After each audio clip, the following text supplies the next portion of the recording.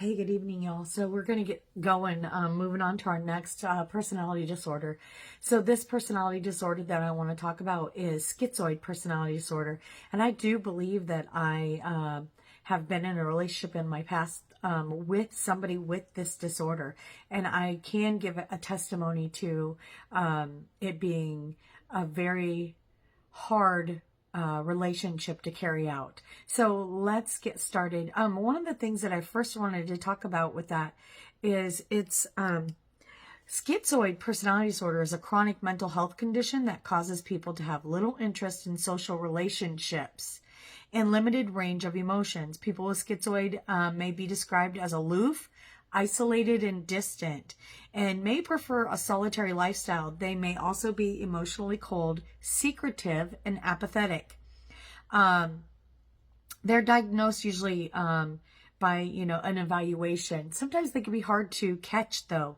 The other thing that I wanted to show is one of the things that it states is from a biblical perspective that schizoid personality disorder is characterized by self-absorption, where a person has made an idol of themselves and everything in their world centers around them.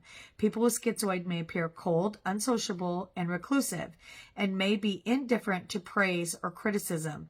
They may also have a restricted emotional range, rarely smiling, laughing, or even showing anger. The person that I was with was angry all the time. So we have to understand with some of these personality disorders, they may have multiple personality disorders that come together and make up. So we can't, it's kind of like me being in the medical field. We don't always just see somebody with just diabetes. If they have diabetes, they probably have high blood pressure as well, or they have kidney failure, or they have multiple things that come together in the midst of all of this. So with this, they probably have multiple things that we're looking at. So, so how is this usually stated? Usually the factors that reach schizoid personality are having a parent or another relative who has schizoid personality disorder, schizotypal personality disorder, or schizophrenia. This person had a lot of schizophrenia in their family. Both parents were antisocial. And so that coming with that can come down the line with genetics and the environment that they were brought up in. Having a parent who's cold or did not properly care for you and did not take action to help you emotionally. So we're reminded that as parents, our first thing that we come upon. And when we're little, that emotional bond is so vital with children. That's why when a child is born, they do skin-to-skin contact. That bond is just imperatively important. And if there's a parent that's lacking emotionally, or maybe both parents that are lacking emotionally in a family or a child setting, we then typically see a child that is emotionless. Or I think they did studies and a proven fact that babies over in orphanages, they would lay them in their cribs, but they wouldn't tend to them. And so eventually the babies would learn not to cry because they knew that nobody was coming to feed them, change them, or what have you. Kind of the same scenario. They learn to just deal with things, sadly. Patients or people with schizoid often feel unreal, empty, and separate from their own emotions. They tend to perceive themselves as fundamentally different from others and can believe that they are fundamentally unlikable. Other people often seem strange and incomprehensible to a person. So the origins of this personality disorder are complex and involve genetics, environmental, and psychological factors. The diagnosis of schizoid personality disorder is made using criteria described in the Diagnostic and Statistically Manual for this disorders. Personality disorders that are susceptible in worsening with age include the paranoid schizoid, schizotypal, obsessive compulsive, borderline histrionic, narcissist, avoidant, and dependent. So for this situation, there was a lot of paranoia as well. So the other thing that they're saying that some ways that they can get help is through talk therapy, cognitive, because they're stuffers. They stuff all their emotions and stuff.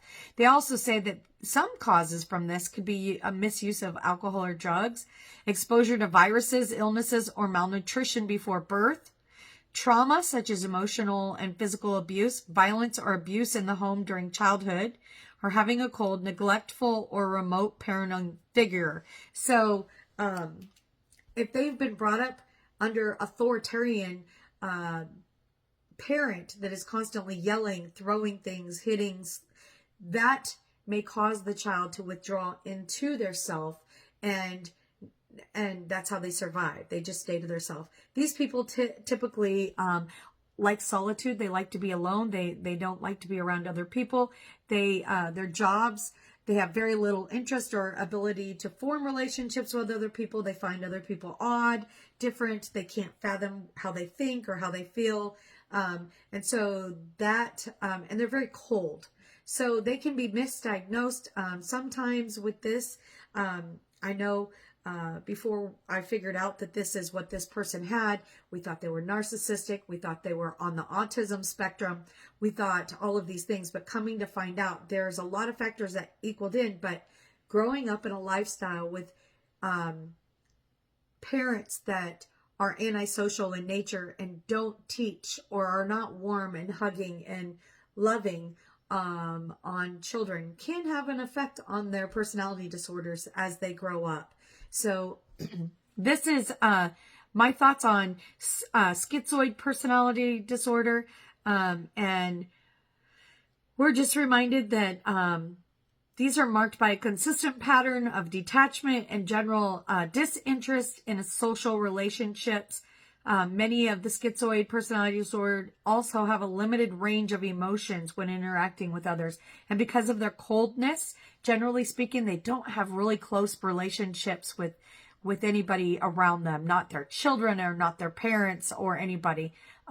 It's very rare. They're not seen with a lot of close relationships to other people. So I hope that as we go forward, leaning in and learning about these personality disorders, that you can be, that we just learn more about people that are surrounding us so we can treat them better with love and respect that they deserve. Everybody's going through something. Remember that. Be kind above all things. And I say this, and I pray you have a blessed night. Bye-bye.